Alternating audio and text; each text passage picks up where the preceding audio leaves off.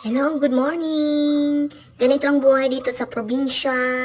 Ito nga po, magluluto tayo ng tanghalian.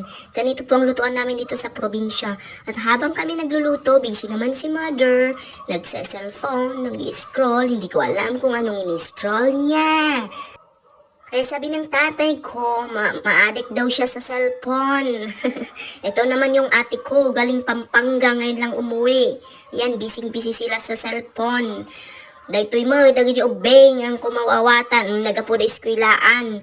Ka, busy da mga agsigsignal. Kastoy ti, biyag ito'y probinsya, naragsak, natal na. Kasi siya at ng IJB syudad, o di ba? Kastoy ni, kita niyo mo ti signal mi Oo, orala ito gawan da idjayan, malamlamok kami pa yon. Napan kami mo nagpasyarayan ni Lulom ka nagburas kami ti kakao. Ta isukano iti kanon mi, na naimas iti bukol-bukol na.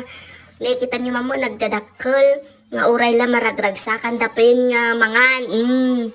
Una nagamin di Tagalog na nga kwa, wag mong takdayin kunana. So, di ay, pang kami nagpa-share. Ganito ang buhay namin. Salamat sa panonood. God bless everyone.